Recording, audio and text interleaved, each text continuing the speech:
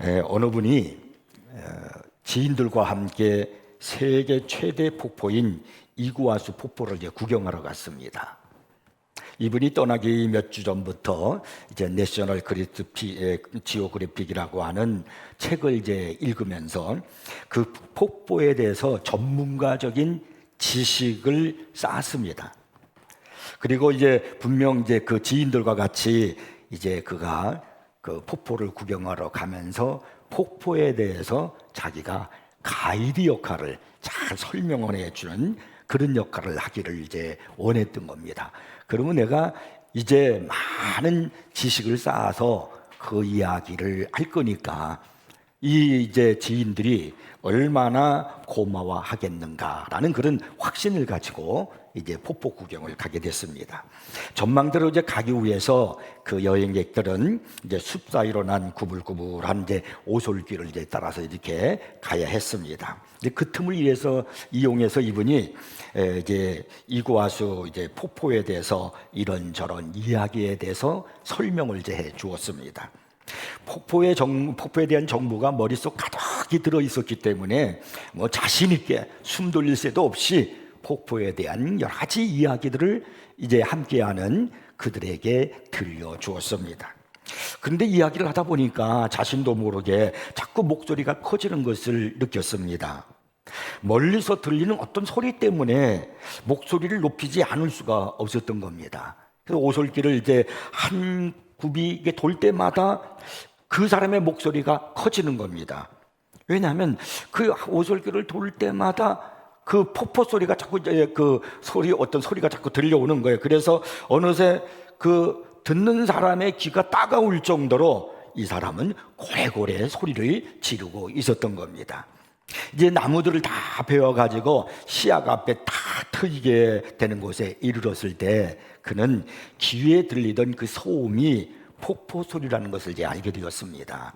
그는 폭포를 설명하려고 막 애를 쓰고 그리고 같이 가는 일행들이 그것에 대해서 알게 하려고 막 힘써서 소리를 지르고 막 그랬는데 정작 그는 폭포 가까이 오게 되니까 그 폭포 소리의 위력과 그리고 그 폭포의 그 여러 가지 많은 그 아름다운 모세 위세 앞에 그냥 그는 압도되고 만 겁니다.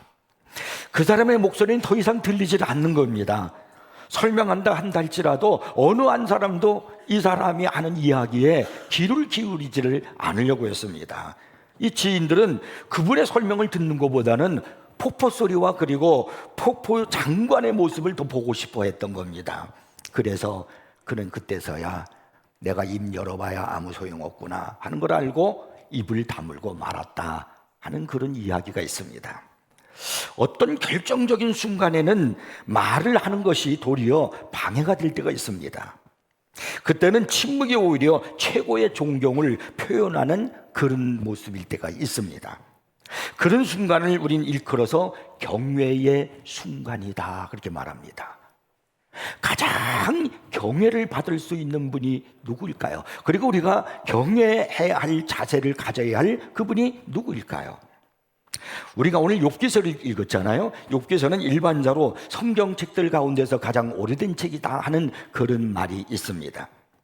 욥기는 진정으로 하나님을 경외하는 사람의 모습이 무엇인가 하는 것을 우리에게 보여주고 있는 겁니다.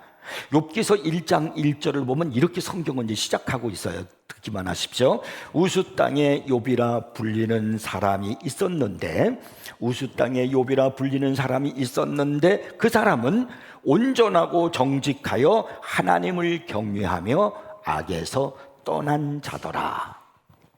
그러니까 욥이라고 하는 사람이 하나님을 경외하는 사람이었는데 그 사람이 어떤 사람이냐면 온전하고 정직하고 그리고 악에서 떠난 자라고 이렇게 성경이 말씀하고 있습니다.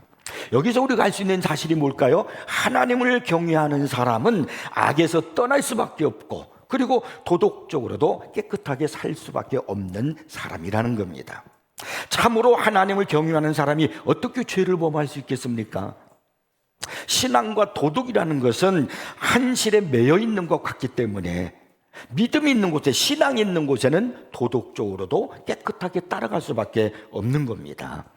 이 욥이라고 하는 사람은 하나님을 경외하는 사람이었다는 겁니다. 그런데 욥은 정말 참 많은 복을 받은 사람입니다. 어떤 복을 받았을까요? 성경에 보니까 그가 먼저 자녀에 대한 복을 받았습니다. 욥기서 1장 2절 그리고 4절 5절을 제가 읽어보겠습니다. 욥이 어떤 자녀들로부터 어떤 복이 임했는가 하는 것을 여러분 들어보십시오. 그때의 아들 7과 딸 3이 태어나니라. 그의 아들들이 자기 생일에 각각 자기의 집에서 잔치를 베풀고 그의 누이 3명도 청하여 함께 먹고 마시더라. 그들이 차례대로 잔치를 끝내면 욥이 그들을 불러다가 자녀들을 불러다가 성결하게 하되 아침에 일어나서 그들의 명수대로 번제를 드렸더니, 명수대로 한꺼번에 다 하는 게 아니라 자녀들 다 한 사람 한 사람을 위해서 번제를 드렸더니, 예배를 드렸더니, 기도를 했더니, 이런 말이 아니겠어요? 이는 욥이 말하기를 혹시 내 아들들이 죄를 범하여 마음으로 하나님을 욕되게 하였을까 함이라. 욥의 행위가 항상 이러하였더라. 이 10명의 자녀가 서로 우애가 참 좋았어요. 자녀가 많으면 다툼도 일어나고 시기도 일어나고 그러는데 욥의 그 10명의 자녀는 서로 참 우애가 좋았고 신앙도 또한 아주 좋았습니다. 이 아버지 욥은 자녀들을 위해서 명수대로 예배를 드려줬어요. 기도해줬어요. 그리고 그들이 하나님의 영광을 가리지 않도록 아주 힘썼습니다. 자녀를 키워본 부모들은 아시겠지만 어느 자녀들이 부모의 마음대로 행하던가요? 자, 믿음생활 잘하자 그러면 그 자녀가 아멘 하고 믿음생활 잘하고 교회 잘 나옵니까? 예배 드리자 하면 도망가고 좀 기도 좀 하자 그러면 쓱 없어져 버려요. 말을 듣지 않으려고 하는 것이 우리들의 자녀가 아니겠는가 하는 거예요. 그런데 이 욥의 자녀들은 그렇게 하지 않았어요. 자녀들이 신앙생활을 잘했단 말입니다. 여러분, 자녀들이 신앙생활 잘하는 것도 복인 줄 믿으시기 바랍니다. 그러니까 욥은 자녀의 복을 받은 사람이에요. 그 다음에 욥은 경제적인 축복도 받았습니다. 욥기서 1장 3절에 보니까 욥이 어떤 경제적인 축복을 받았는가를 기록하고 있습니다. 그의 소유물은 양이 7,000마리요. 7,000마리면 어느 정도 될까요? 양이 낙타가 3,000마리요. 소가 500결이요. 이게 결이라는 것은 2마리를 한 결이라고 그래요. 그러니까 소가 1,000마리요. 그런 말이에요. 암나귀가 500마리이며 종도 많이 있었으니, 당시에는 종도 재산에 들어갔거든요. 그래서 종도 많이 있었으니 이 사람은 동방 사람 중에 가장 훌륭한 자라고 이렇게 성경이 기록하고 있습니다. 그 많은 재산을 가지고 있었다는 겁니다. 그러나 우리가 여기서 생각할 것은 많은 재산을 가지고 있다는 사실이 꼭 하나님 앞에서 축복받은 증거라 그렇게 말할 수는 없다는 겁니다. 많은 재산을 가지고 있다는 사실은 하나님 앞에 축복일 수도 있고 그렇지 않을 수도 있습니다. 얼마만큼 재산이 있느냐가 하는 것이 중요한 것이 아니에요. 나는 어떤 시각 속에서 지금 내게 있는 이 재산을 관리하며 살아가고 있는가 하는 것이 더 중요한 겁니다. 이게 우리 예수 믿는 사람들의 자세예요. 우리는 욥기의 가장 중요한 그 주제가 고통이라고 이렇게 말하기도 합니다. 욥처럼 참 많은 고난을 당한 사람이 없기 때문에 그런 것 같아요. 또 하나, 욥기는 그 고난 속에서 잘 인내하고 믿음을 지키다가 나중에 갑절의 복을 받았거든요. 이것이 욥기서의 주제다, 이렇게 우리는 생각하기 쉽습니다. 그러나 이 욥기서를 통해서 하나님이 진정으로 말씀하시고자 하는 것은 그런 고통이나 갑절의 축복을 얘기하는 것이 아닙니다. 우리는 보통 이제 욥기서의 핵심적인 메시지로 몇 개를 든다면은 이런 거예요. 욥기서 8장 7절을 보면은 내 시작은 미약하였으나 내 나중은 심히 창대하리라. 또 우리가 욥기서 23장 10절에 보면은 내가 가는 길을 그가 아시나니 그가 나를 단련하신 후에는 내가 순금같이 되어 나오리라. 많이 우리가 들어본 말씀이잖아요.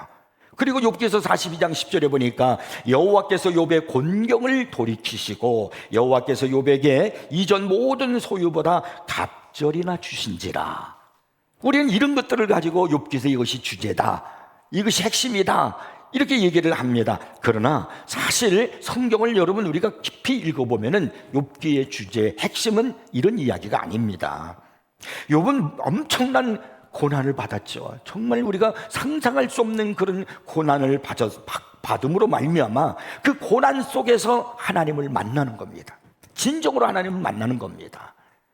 여러분, 참 사람은 이상합니다. 바쁘고 돈이 많고 유명해지고 그럴수록 하나님과 멀어져요. 바빠서 예배드리기가 쉽지가 않아요. 바쁘다 보니까 무릎을 꿇는 시간이 많지가 않아져요. 유명해지다 보니까 교회와 멀어지는 거예요. 그래서 자꾸 내가 잠깐 높아지고 돈도 많아지고 그러면 신앙생활을 더 잘해야 되는데 사실은 그렇지를 못해요. 그러나 내가 고난 중에 있잖아요. 고통 중에 있으면 하나님을 더 찾게 되거든요. 그래서 하나님과 더 가까워지는 겁니다. 그래서 이 욥이 엄청난 고난을 받음으로 말미암아 진정으로 하나님을 만나는 거예요. 참된 하나님의 음성을 듣게 되는 겁니다. 그러므로 말미암아 그가 거기서 깨달은 것이 있어요. 자기가 하나님을 진심으로 만나게 되다 보니까 깊이 있는 신앙 안으로 들어가게 되니까 하나님 앞에 할 말이 없다는 거예요. 내가 인생을 살아가면서 할 말이 없다는 거예요. 침묵입니다. 그래서 오늘 본문 5절을 보면 이렇게 말하고 있죠. 내가 죽게 대하여 귀로 듣기만 하여 싸우나 이제는 눈으로 주를 배움나이다. 내가 과거에는 귀로 듣는 신앙이었다는 거예요. 근데 내가 이 고난을 통과하고 난 다음에는 내가 눈으로 주를 보는 그런 신앙으로 바뀌었다는 겁니다. 그 과거에는 외식적인 그런 신앙생활을 했어요. 외형적인 신앙생활을 했어요. 그냥 교회에 왔다 갔다 하고 설교 한번 듣고 왔다 갔다 그 정도의 신앙이었어요. 여기는 어떤 역사를 기대할 수가 없어요. 그러나 그가 고난 속에서 하나님을 깊이 만나고 하나님의 깊은 음성을 듣고 나니까 눈으로 주를 배움나이다. 체험적인 신앙이야. 확신 있는 신앙으로 바뀌었다는 것을 말해주고 있는 겁니다. 자, 그러면 내가 눈으로 주를 배움나이다라고 하는 그 깊이 있는 신앙에 그가 들어가게 되었을 때 욥이 한 일이 무엇인가? 그런 지경에 이르렀을 때 욥이 한 일은 단 하나란 말이에요. 침묵이에요. 할 말이 없어. 입을 닫아버리는 거예요. 하나님을 진정으로 만나게 되면 나 자신은 침묵하는 인생이 된다는 겁니다. 욥의 믿음은 대단하지만은 사실 그에게도 허물이 많았어요. 그 허물 중에 하나가 바로 뭐냐면 말이 많았어요. 혀였습니다. 그는 너무나 많은 말을 했어요. 우리가 일장을 읽어보면은 하루는 그런 이제 단어를 우리가 많이 발견하게 되는데 이 하루라는 말을 시작하면서 욥에게 고난이 오기 시작하는 겁니다. 하루는 스밧 사람들이 와서 소와 나귀를 빼앗고 모든 종들을 죽이는 일을 당했습니다. 하루는 하늘에서 불이 떨어져서 양과 종들을 다 죽어버리는 그런 사건이 벌어지고 말았습니다. 또 하루는 갈대아 사람들이 와가지고 낙타를 빼앗고 그리고 종들을 다 죽여버렸습니다. 그리고 또 하루는 태풍이 불어가지고 10명의 자녀가 다 한꺼번에 있는데 그 10명의 자녀가 집이 무너져서 다 죽어버리고 말았어요. 끔찍한 일이지 않습니까? 많은 사람들이 욥을 부러워하고 축복받은 사람이라고 말했던 그런 모든 것들이 하루아침에 다 없어져 버리고 말한 거예요. 그러나 이것은 시작일 뿐이었습니다. 또 하루는 그의 몸에 피부 종기가 생겼어요. 이게 얼마나 피부병이 심했는지 가려워서 견딜 수가 없어요. 머리부터 정수리부터 발끝까지 그냥 온몸에 그냥 피부병 종기예요. 그래서 그냥 손으로 긁어대면 시원하지 않으니까 깨진 기와장을 가지고 막 긁을 정도로 그 피가 날 정도로 긁어 그래야 시원하거든요. 그런 남편이 딱 했던지 아내가 하는 말이 차라리 하나님을 욕하고 죽으라 그리고 도망가 버렸습니다. 그리고 친구 4명이서 욥이 이런 어려움을 당했다는 이야기를 듣고 문병한답시고 위로해준답시고 찾아와가지고는 훈련 교관 같은 그런 고압적인 태도로 자기들의 말을 막 쏟아내기 시작하는 거예요. 하나님은 공평하시고 고통은 행악의 결과이며 그리고 이는 둘 더하기 둘은 넷인 것처럼 틀림없는 사실이니까 욥이 네가 지금 고통을 당하고 있는 이것은 과거에 하나님 앞에 어떤 범죄를 저지른 것에 대한 결과다. 이렇게 결론을 내리면서 이 네 친구가 욥에게 막 이야기를 하는 거예요. 모두들 자기 나름대로 막 하나님을 해석했고 하나님이 어떤 분이고 그리고 욥이 왜 이런 지경에 이르게 되었는가 저마다 판단해가지고 목소리를 막 높이는 거예요. 내 친구들만 하나님 얘기한 게 아닙니다. 자신을 비난하던 친구들이 잠시 숨을 돌리는 틈을 타서 욥도 이에 막 응수를 했어요. 서로 자기들이 하나님을 안다고 이야기하는 거예요.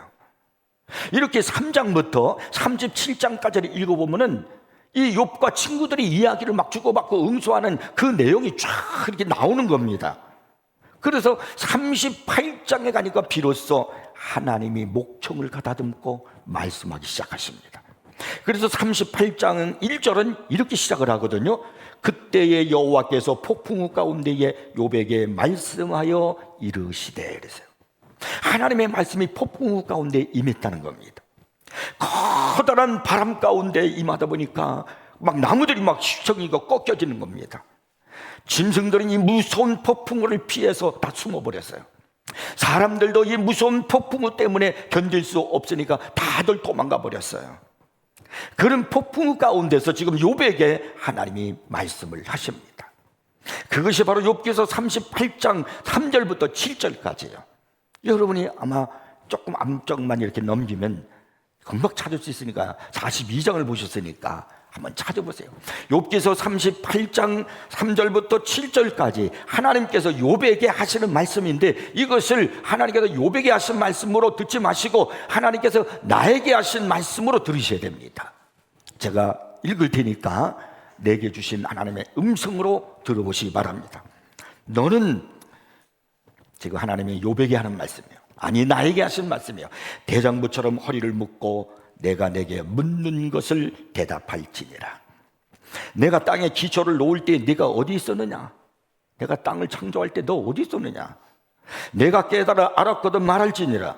누가 그것의 도량법을 정하였는지, 누가 그 줄을 그것의 위에 띄웠는지 내가 아느냐? 그것의 주추는 무엇 위에 세웠으며 그 모퉁이 돌을 누가 놓았느냐? 그때의 새벽별들이 기뻐 노래하며 하나님의 아들들이 다 기뻐 소리를 질렀느니라. 이렇게 하나님께서 욥에게 막 질문을 하시니까 하나님께서 욥에게 하시는 질문의 요점을 욥이 깨닫기 시작하는 겁니다. 이게 무슨 얘기냐면은, 하나님을 너희가 정의한다고 막 너희 친구들과 나에 대해서 막 논하고 뭐 하나님이 어떻고 저쩌고 얘기를 했지, 하나님에 대한 정의는 하나님만이 하실 수 있다. 글을 읽으려면 알파벳을 알아야 됩니다. 너는 천국의 어휘는 말할 것도 없고 천국의 ABC도 모르면서 하나님을 안다고? 하나님을 논한다고? 지금까지 친구들을 향해서 질사라 서로 막 떠들어대면서 하나님에 대해서 이야기하고 이런 것들을 주관하시는 하나님 뭐 어쩌저쩌고 했는데, 하나님의 음성을 듣는 순간 욥이 잠잠해지기 시작합니다. 입을 다뭅니다. 그리고 욥기서 38장 16절부터 또 하나님이 욥에게 질문하십니다. 여러분 들어보세요. 나를 향한 질문을 들으세요. 그리고 나는 뭐라고 대답할 수 있을 것인가를 여러분이 생각해 보십시오. 내가 바다의 샘에 들어갔었느냐? 깊은 물 밑으로 걸어 다녀 보았느냐? 사망의 문이 네게 나타나느냐? 사망의 그늘진 문을 네가 보았느냐? 땅의 너비를 네가 측량할 수 있느냐? 내가 그 모든 것들을 다 알거든 말할지니라. 어느 것이 광명이 있는 곳으로 가는 길이냐? 어느 것이 흑암이 있는 곳으로 가는 길이냐? 넘어가서 26절을 봅니다. 누가 사람 없는 땅에 사람 없는 광야에 비를 내리며 황무하고 황폐한 토지를 흡족하게 하여 연한 불이 돋아나게 하였느냐? 비에게 아비가 있느냐? 이슬방울은 누가 낳으느냐? 얼음은 누구의 태에서 나느냐? 공중의 서리는 누가 낳으느냐? 그리고 마지막 41절에요. 까마귀 새끼가 하나님을 향하여 부르짖으며 먹을 것이 없어서 허우적거릴 때에 그것을 위하여 먹이를 마련하는 이가 누구냐? 하나님이 나에게 질문하는 거예요. 계속되는 이 하나님의 질문에 욥은 알아들었는지 40장 4절에 보니까 그가 이렇게 대답을 합니다. 보소서 나는 피쳐나오니 무엇이라 주께 대답하리까? 손으로 내 입을 가릴 뿐이로소이다. 할 말이 없다는 거예요. 하나님의 말씀에 대응은 오직 침묵이었습니다. 진정으로 하나님을 만난 자는, 하나님을 깊이 체험한 자는 할 말이 없어요. 논할 말이 없어요. 하나님의 일을 어떻게 알아요? 침묵뿐입니다. 토마스 아켄페스라고 하는 분이 있는데 이분이 생전에 자기 입을 막았던 적이 있다고 합니다. 그는 하나님의 성품에 관한 많은 책을 썼습니다. 그런데 어느 날 하나님이 거룩한 은혜로 그와 대면하셨고 그 순간부터 아켄페스가 하는 모든 말들은 다 지푸라기 같이 보였습니다. 그는 펜을 내려놓고 단 한 줄도 쓰지 못했습니다. 그는 손으로 자기 입을 막았습니다. 오직 하나님을 경외하는 것밖에 없었던 것입니다. 하나님을 만난 자는 할 말이 없어요. 이사야서 6장에 보니까 우시야 왕이 죽던 해에 이사야 선지자가 성전에 들어갔습니다. 그랬더니 하나님의 영광의 은혜가 그곳에 가득했습니다. 그 하나님의 그 가득한 영광을 만나는 순간 이사야 선지자가 외치는 소리가 뭐냐면 화로다. 내가 망하게 되었도다. 내 입술이 부정하도다 그랬어요. 내 입술이 부정하도다. 나는 부정한 백성 가운데 거하였도다. 하나님을 진심으로 만났던 그는 선지자예요. 지금까지 하나님의 말씀을 입으로 전하며 살아왔던 사람이에요. 그런데 그가 하나님을 만나고 나니까 하는 말이 내 입술이 부정하도다 그랬어요. 할 말이 없다는 거예요. 하나님 앞에 내가 무슨 말을 하겠냐는 거예요. 우리 하나님에 대해서 가장 잘 아시는 분이 있다면 우리 주 예수 그리스도가 아니겠습니까? 주님은 우리에게 많은 교훈을 주신 분이었지만은 그분은 하나님 가장 가까이에서 계신 분으로서 우리에게 가르쳐 주신 것이 있다면 바로 침묵입니다. 주님께서는 제사장들에게 고소를 당하셨지만 아무런 대답도 하지 않으셨습니다. 하나님의 나라와 구원의 진리에 대해서는요 그렇게 달변으로 증거하시고 지혜로운 말씀으로 바리새인과 서기관들을 그토록 당황하게 하셨던 예수님이십니다. 그런데도 당신 자신에 대해서는 이런 망구에 아무런 말씀도 하지 않으셨습니다. 자신이 비난을 받으셨고 고소를 당하셨는데도 일체 변명하지 않고 침묵하셨습니다. 여러분 중에도 비난을 받아본 경험이 있는 분이 계실 거예요. 그때 심정이 어떻던가요? 우리는 인격을 가진 사람이란 말이에요. 그래서 누군가로부터 비난을 받게 되면 결코 유쾌하지 않습니다. 그래서 우리는 비난받게 되면 너나 할 것 없이 펄펄 뛰면서 변명하기에 바쁜 겁니다. 그러나 예수님은 비난 앞에서도 십자가 앞에서도 침묵하셨어요. 침묵은 인내를 가리키는 겁니다. 참는 것을 가리키는 겁니다. 예수님은 모든 병을 다 치료하시는 치료자이십니다. 죽은 자를 살리시는 능력자이십니다. 그런데 예수님은 그 권능과 능력이 있음에도 불구하고 말없이 그냥 십자가를 지셨습니다. 이것이 예수님의 침묵인 거예요. 주님은 잡히시던 날 새벽 경고망동하게 칼을 내리치는 베드로를 향해서 베드로야 이것까지 참으라 이렇게 말씀하시면서 침묵을 가르쳐 주셨습니다. 십자가에 못 박으라고 하는 많은 군중들의 외침이 있는데도 주님은 그것을 들으시면서도 참으셨습니다. 제사장들의 가증한 행위와 가룟 유다의 간사한 웃음을 보고 계시면서도 알고 계시면서도 주님은 입을 다무셨어요. 한 말도 안 참으셨어요. 누가 나에게 좋은 말을 하든 나쁜 말을 하든 여러분 침묵하는 것이 가장 좋은 영성입니다. 무언이야말로 이 시대 최고의 권위입니다. 침묵은 우리 그리스도인들의 최고의 영성이란 말이에요. 너무나 우리는 시끄러운 시대를 살아가고 있어요. 정말 누가 잘못했는지 누가 잘했는지 우리는 알아요. 그러면 잘한 사람은 잘한 사람대로 떠들고 못한 사람은 못한 사람대로 자기의 잘못을 감추기 위해서 떠들고 서로 떠드는 시끄러운 세상 속에 살아가고 있어요. 이런 세상 속에서 우리 그리스도인들은 어떻게 살아야 되는가? 진정으로 하나님을 만나셔야 됩니다. 인류 역사상 가장 무겁고 가장 완전한 침묵이 있었습니다. 그것은 십자가 위에서 예수님이 계실 때 하나님의 침묵이었습니다. 그것은 너무나도 무겁고 너무나도 긴 역사의 침묵이었습니다. 십자가에 달리신 예수님은 너무나 고통스러운 거예요. 양손에 못을 박히고 양발에 못을 박히고 옆구리에 창을 찔렸었으니 견딜 수가 없어서 예수님이 소리쳤습니다. 엘리 엘리 라마 사막다니 하나님을 향해서요. 나의 하나님 어찌하여 나를 버리시나이까. 그러나 여러분 그 순간 하나님은 아무런 말씀도 하지 않으셨어요. 침묵하셨어요. 만약에 그때 하나님께서 아이고 예수 그리스도 독생자 예수 그리스도가 저렇게 죽어가는구나, 그리고 하나님이 내가 너를 거기서 건져내마 그랬다면은요, 우리는 한 사람도 구원받을 사람 없어요. 그 순간 하나님이 침묵을 하셨기 때문에 오늘 하나님의 그 뜻을 이루고 십자가 위에서 피를 흘리셔서 죽으심으로 우리가 대신 살아나게 된 줄 믿으시기 바랍니다. 그러므로 십자가 그것은 가장 위대한 하나님의 침묵이라는 겁니다. 하나님의 침묵이 구속사역을 이루었고 하나님의 침묵이 사망 권세를 이기고 그리고 승리하는 부활의 축복을 가져다 주었습니다. 억울하게 고소를 당하셨는데도 변명하지 않으셨고 일체 입을 다물고 계신 예수님, 오늘 우리들이 그걸 배우셔야 됩니다. 시련과 고난에 도전하면서도 흥분하지 않고 침묵으로 인내하는 믿음을 가져야 됩니다.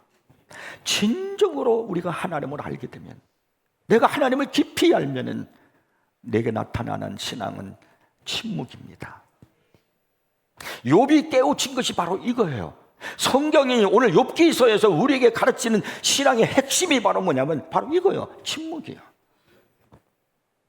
오늘 우리들이 하나님 앞에 기도해야 할 것이 있다면 주의 이름이 거룩히 여김을 받으시오며일 것입니다. 주의 이름이 거룩히 여김을 받으시오며, 어떤 대가를 치르게 되든지 나의 삶 가운데 주의 이름이 거룩하게 되소서. 주님의 보좌에 앉으셔서 높임을 받으시고 찬미를 받으소서, 영광을 받으소서. 당신은 주님이십니다. 저는 잠잠하겠나이다. 우리가 어떻게 하나님을 알겠습니까? 거룩하다는 말은 구별하다는 의미거든요. 이 말의 기원은 잘라내다라는 뜻을 지니고 있습니다. 그렇다면 거룩하다는 것은 평범한 것보다는 한 수 위라는 겁니다. 우월하고 특별하다는 것입니다. 우리 하나님은 우리와는 차원이 달라요. 그분은 창조주시고요, 우리는 피조물이에요. 우리가 어떻게 하나님을 알 수가 있겠고 하나님이 하시는 일을 이해할 수 있겠습니까? 우리에게는 놀라운 일들이 그분에게는 하나도 놀랍지 않아요. 우리에게는 기적이라고 보여지는 것이 그분에게는 기적이 아니에요. 우리는 괴롭다고 하는 것이 그분에게는 괴로운 것이 아니에요. 그 하나님이 이사야서 55장 8절 9절에서 말씀하십니다. 이는 내 생각이 너희의 생각과 다르며 내 길은 너희의 길과 다름이니라. 여호와의 말씀이니라. 이는 하늘이 땅보다 높음같이 내 길은 너희의 길보다 높으며 내 생각은 너희의 생각보다 높음이니라. 우리가 어찌 하나님의 생각을 알겠어요? 그래서 우리들의 답변은 모든 것이 합력하여 선을 이루시는 하나님을 믿는 겁니다. 그럼 우리 할 일이 뭐예요? 떠드는 게 아니에요. 변명도 아닙니다. 외침이 아닙니다. 침묵입니다.